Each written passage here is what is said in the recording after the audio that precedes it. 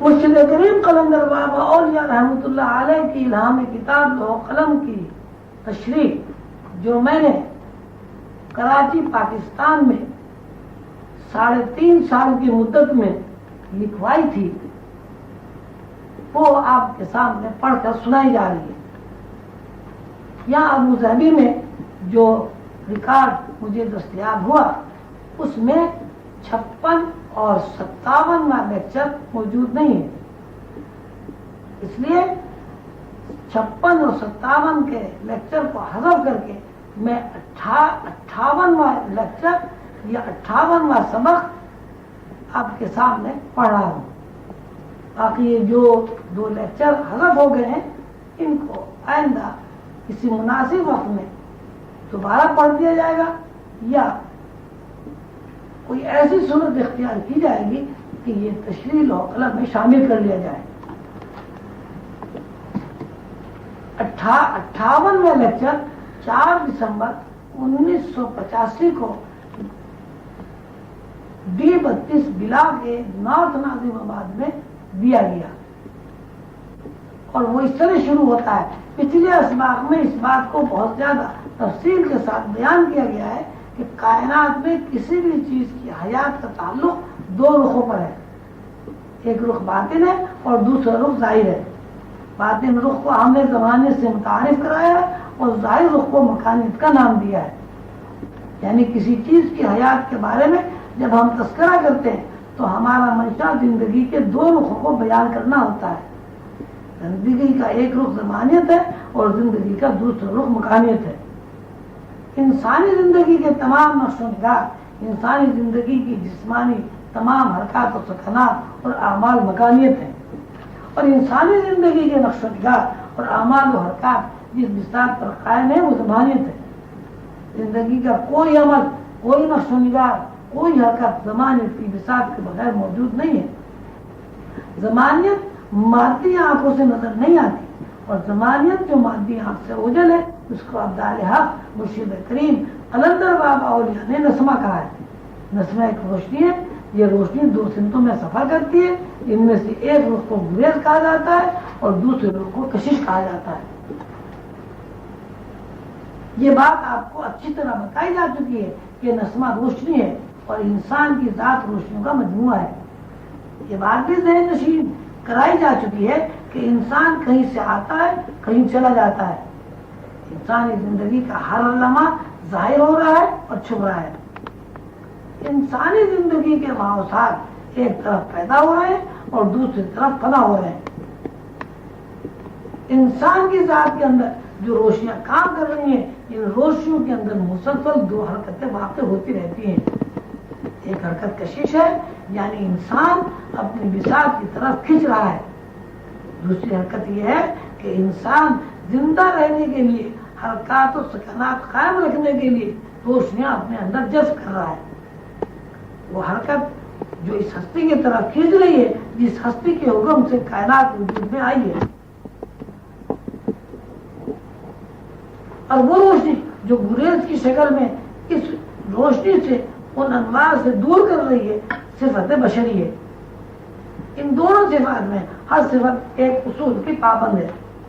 دنیا میں رہتے ہوئے کوئی آدمی جتنا گریز میں، خارجی دنیا میں مستغرق ہو جاتا ہے، اسی مناسبت سے وہ کشش کی روشنیوں سے دور ہو جاتا ہے، اور جو آدمی کشش کی روشنیوں یا انوار سے دور ہوتا ہے، اسی مناسبت سے اس کی ذات کے اندر روشنیاں یا انوار ظاہر ہوتے رہتے ہیں۔ یہ روشنیوں کے گریز کا پہلو، یہ گریز کی تعریف ہے۔ جتنا جتنا آدمی گریز میں داخل ہوتا رہتا ہے، بالفاظ دیگر اس کی دلچسپیاں مادیت، مکانیت اور کثافتوں میں زیادہ ہو جاتی ہے۔ اسی مناسبت سے اس کے اندر سے صفت ملکوتیت کم ہوتی رہتی ہے، نتیجے میں وہ عالم ملکوت سے دور ہو جاتا ہے، اور اتنا دور ہو جاتا ہے کہ اس کے علم میں یہ بات ہی نہیں رہتی کہ انسان کی ایک صفت ملکیت بھی ہے، جو فی الواقع اس کی اپنی اصل یا بساط ہے۔ ایک وقت ایسا بھی آتا ہے کہ انسان عقیدے کے اعتبار سے اتنا دور ہو جاتا ہے کہ اس کی تمام تر دلچسپیاں مکانیت میں مجتمع ہو جاتی ہے، اور صفت ملکیت سے انکار کر بیٹھتا ہے۔ یہ وہی صورتحال ہے جس کے بارے میں قرآن پاک میں اللہ تعالیٰ کا ارشاد ہے، ہم نے ان کے دلوں پر مہر کر دی اور کانوں پر مہر لگا دی اور ان کی آنکھوں پر پردے ڈال دیے اور ان کے لیے عذاب علیم ہے۔ عذاب علیم سے مراد یہ کہ وہ صفت ملکیت سے محروم کر دیے گئے۔ عالم ملکوت یا عالم ناسوت میں زندگی گزارنے کا یہ فارمولہ بیان کر دیا گیا ہے۔ اس فارمولے کی مزید وضاحت کے لیے یہ بیان کر دینا ضروری ہے کہ روشنیوں کی ایک معین مقدار ہوتی ہے جو ملکیت اور بشریت کا توازن برقرار رکھتی ہے۔ روشنی کے توازن میں اگر مقدار کم ہو جائے تو حیوانی اور مادی تقاضے بڑھ جاتے ہیں۔ یہ بات ذہن نشین رکھنا ضروری ہے کہ صفات ملکیت عالم امر میں صعود کرتی ہے، یعنی انسان کے اندر بشری صفت کے متضاد ملکیت کی صفت ایسی صفت ہے جو انسان کو حاکم مطلق اللہ کی طرف کھینچتی ہے، اور اللہ کی طرف کھینچنا ہی عالم امر میں صعود ہے۔ اس کے برعکس جب انسان کے اندر بشری تقاضے بڑھ جاتے ہیں، انسان کا استغراق مکانیت یا خارجی دنیا میں بڑھ جاتا ہے۔ جیسے جیسے ملکیت کی صفت کم ہوتی رہتی ہے، اسی مناسبت سے انسان کو مادی تقاضے، مادی کشش یا مکانیت کی دلچسپیاں اصل میں کھینچ لاتی ہیں۔ ظاہر انسان یا آدم جتنا اسفل کی طرف پڑتا ہے، اسی مناسبت سے اس کے اندر کثافتوں، کشش ثقل کا اضافہ ہوتا چلا جاتا ہے۔ بالفاظ دیگر اس کی توجہ عالم امر سے ہٹ کر عالم ناسوت کے خارجی دنیا میں قید ہو جاتی ہے۔ اللہ نے آدم سے یہ فرمایا تھا کہ تو اور تیری بیوی جنت میں رہو اور جہاں سے دل چاہے خوش ہو کر کھاؤ پیو، اور اس درخت کے قریب نہ جانا ورنہ تمہارا شمار ظالموں میں ہوگا۔ درخت ظلم یہ عالم اسفل یا مکانیت ہے۔ نافرمانی بجائے خود اس بات کی دلیل ہے کہ رشتہ منقطع کر لیا گیا۔ جیسی ذہن کشش صعود ماورا ہستی سے ہٹ کر نافرمانی میں داخل ہوا، اسی مناسبت سے روشنیوں کا توازن کم ہو کر ٹوٹ گیا، اور جیسے ہی روشنیوں کا توازن اور روشنیوں کی نافرمانی کی معین مقداروں سے متضاد ہوا، آدم کے اوپر بشریت کے خول کا اظہار ہوا اور آدم نے خود کو ننگا محسوس کیا۔ ننگا محسوس ہونے کا مطلب یہ ہے کہ آدم کے اوپر اسفل کثافتوں کا ہجوم ہو گیا۔ جیسے آدم کے اوپر کثافتوں کا ہجوم ہوا تو کثافتوں کے بوجھ کی وجہ سے آدم نے خود کو جنت کی فضا سے الگ کوئی چیز سمجھا۔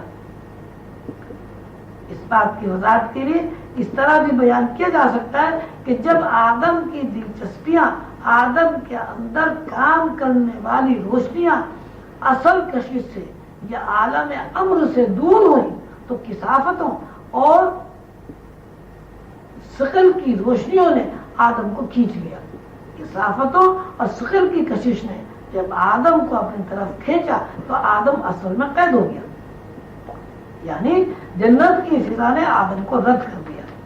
اسی بات کو قرآن پاک میں بیان کیا گیا ہے۔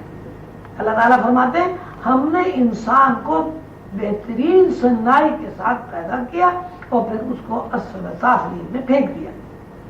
یعنی آدم نے جب کشش اور صعود سے، عالم امر سے، ملکیت سے اپنا رشتہ منقطع کر لیا تو اس نے اسفل میں کھینچ دیا، اللہ نے اسفل میں پھینک دیا۔ آدم جب تک کشش ثقل میں داخل نہیں ہوا تو ضمانیت میں ہے۔ آدم جب تک کشش ثقل میں داخل نہیں ہوا تو ضمانیت میں ہے، یہ ضمانیت میں تھا۔ جب آدم نے نافرمانی کی، نافرمانی کے بوجھ نے، نافرمانی کے احساس نے آدم کو مکانیت میں داخل کر کے قید کر دیا۔